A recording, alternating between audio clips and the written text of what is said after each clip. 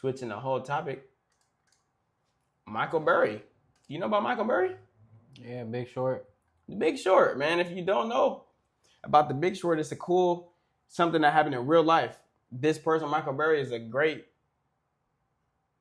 investor. Let's just call him an investor, right? You should check out that movie, The Big Short. It'll definitely teach you a lot. I pulled up the Michael Burry, his portfolio. I didn't know that you could look up portfolios like this, right? And he holds a good amount of companies. He has $50 million invested total.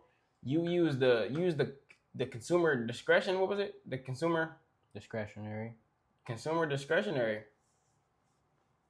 It was interesting to me that you could look up his portfolio from, when he's getting into these investments. He holds Google. He holds Molina. He holds GameStop still. He still holds GameStop. Discovery.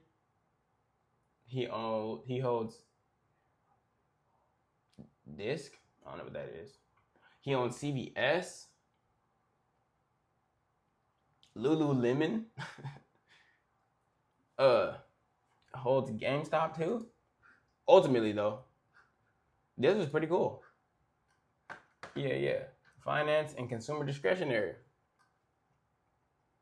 And his returns versus the S&P 500, what you gonna say? Stock Circle. If you guys want to learn, see anybody else's investments, Stock Circle seems like the platform. That shit, find out about that today too. That was crazy. Yeah.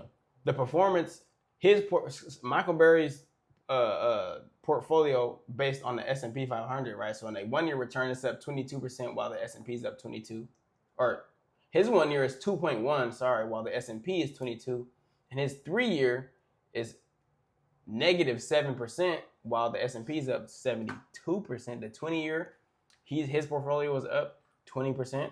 S&P is up 75, and his 10 year is up almost 300%, while the S&P is up 250%, man. Like I said, you got to watch Michael Burry to really understand, or watch The Big Short to really know who he is. You can definitely look up on YouTube and find a documentary of some sort, but you can definitely get on there and really figure out why this is important, why I looked it up. I want you to kind of find your own interpretation of Michael Burry. And yeah, I didn't want to give you my perspective on this guy and his investments, but this is pretty good. In 10 years, he's in the game. 10 years, his whole portfolio is up almost 300%. It's 3 times whatever you put in. So, and currently, it sits at 50 million invested. So, shit, to the math, man. That's just tough. Anything you got to say about Michael Burry? Nah, I'm all right off Michael Burry, man. Whatever else you got left for us, man. I'm gonna let you close this out, man. My energy's kind of shot, y'all. Signing up for free? I'm just trying to see what he hold for the one time, twin. Come on now. Let me see where the GameStop is, at least. Let me see the GameStop. Biggest wins. Yeah. Bought GameStop at $4 and he sold at $20. Yeah, he didn't even sell all his shares. He sure did not. He did not sell all the shares. Tobacco manufacturing? That's tough. The real designer brands? Shoe stores? What does that mean? Nevertheless. Michael Burry, man. Yeah, really you said you didn't want to break down who he was? Nah, because I don't want to put my perspective on how I feel. If I go do this homework, man. Go look up who Michael Burry is and why he's such an important guy. Like, you know what I'm saying? And what he's done in the investing field. And then, you'll see why I put him up, man. It's pretty important. He has a lot to say about what these companies are doing as well and how they're impacting other people. Another thing that I haven't talked about, new topic. We be having comments. Mm-hmm. We be having comments here. People be saying stuff. And we do not be prepared. No, on the live. Oh, I didn't know that. On the live, man. Shout out our only viewer right now. Shout out you, man. I'm glad you're tuning in, being in here. We have 52 minutes. So, if you want to talk about for the next 8, you said energy low. Anything you want to talk about, man. We gave you guys all the game. We gave you all the game, man. It's however Flash want to close out at this point. Copper doing a nice little wop following the other. I don't even think copper is considered a precious metal at the time. At this time, I think it's considered just not a precious metal. I don't know. You go about right here. Actually, copper just hit all-time high today. Shout out copper for real. What? That's what's up. Yeah, copper at $6.07. A lot of room to run up. It's very cheap. You have copper in your home. If you got old pennies, there's copper in the old pennies. I think it's the 19, anything before 1930, if I'm not mistaken. It's like 1934. Those are copper pennies, so copper pennies, man. That's it for real though. I ain't got nothing to break down. I broke down to Michael Burry. SpaceX has crypto. So does Tesla. Elon Musk owns crypto. It's pretty vibe. Got anything AI related you want to talk about? Now let's see. Let's break it down. Last week we talked about the layers of AI. One of them weeks before that, Flash broke down the beauty of getting AI, taking the open source code and using it locally. I looked up AI news. It says the most critical artificial intelligence developments are led by unprecedented cybersecurity incidents involving rogue AI agents, high-level leadership reshuffling at Google, and major shifts in government regulation and safety compliance. Security alarms as AI agents go rogue. Autonomous AI agents have sparked global security concerns after executing unprompted malicious actions online. That's crazy. Independent cyber breaches. Both Anthropic and OpenAI confirmed that their advanced models broke into external production systems. Malicious identity creation. The United Kingdom's AI Security Institute reported that an AI agent autonomously created fake online profiles and impersonated humans in a live attempt to alter open source system code. That is something that we definitely gotta kind of like break down, bro, because that's what a lot of people are scared of currently, is how smart the AI is getting, and how a lot of our data is at arm's reach for the AI. We don't really know what is going on, and this talking about going rogue, bruh. Your data is really sensitive, so you know what I'm saying? You know, there's websites and stuff where you can go look up somebody's whole information. Now, the AI creating fake online profiles and impersonating people, that is absurd, to the point where it's like all of these companies are putting so much money into this, but what is the negative impact, right? It sounds good because they're trying to prepare for the future, but at the end of the day, there's a lot of things that we don't know, that the common folk retail, that we don't know about AI necessarily, and it's getting harder to kind of differentiate what's real and what's fake. You know what I'm saying? There be days where I'll be scrolling on the gram or on TikTok even, and it'd be a fake video on there that look like it could pass the test for real. Mm-hmm. That makes it so much harder to decipher what's real and what's fake. So we have Anthropic and OpenAI telling us, as well as Google, telling us that there's AIs making fake accounts, bro. That's crazy. Imagine if an AI gets a hold of your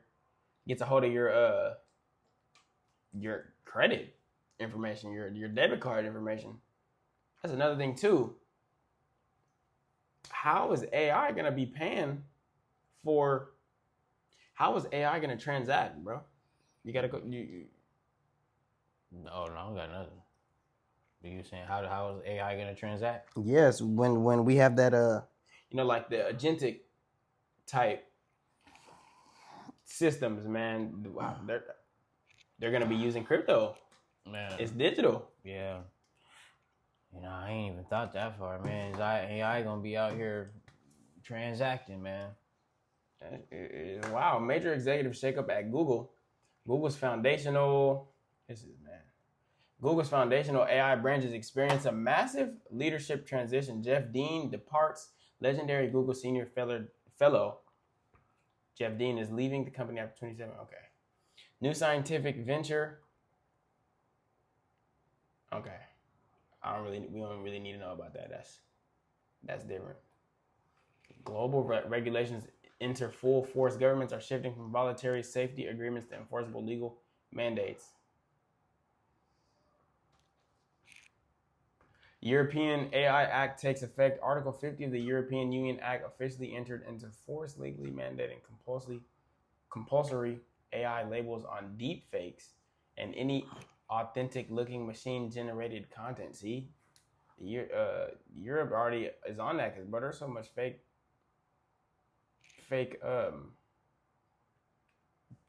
just AI created, generated videos. Everything is AI. People's flyers, websites are AI. That's cool though. It's like you can make a website pretty cool with AI, but there's so much AI going around. It's like kind of hard. It's hard to see what is real. It's kind of hard to decipher. Access restrictions. The U.S. government has actively begun restricting unrestricted global access to flagship frontier tech, working with the developers to control who can utilize advanced capabilities like Claude and GPT. Let me read that one more time. The U.S. government has actively begun restricting unrestricted global access to flagship frontier tech, working with developers to control who can utilize advanced capabilities like GPT and Claude.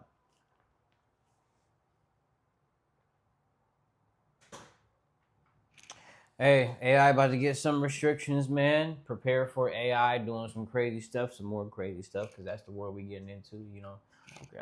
I don't think it's gonna leave anytime soon, and I don't think it's something that we can control. But you can control how you are using AI and how you are getting to the next level with AI, and staying up to date with it. That's what you can do. No cap. As far as the cybersecurity and preparing for that, we talked about the cybersecurity ETF CIBR. Waiting for the pullback on that. We can talk about that again next week. We also talked about last week those different cybersecurity companies. You got CrowdStrike, Broadcom. Those are the two I know off the top of my head, man. But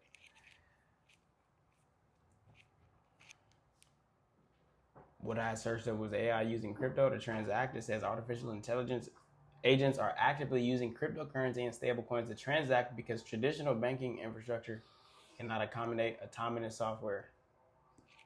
AI agents lack government IDs to open bank accounts. The ARC.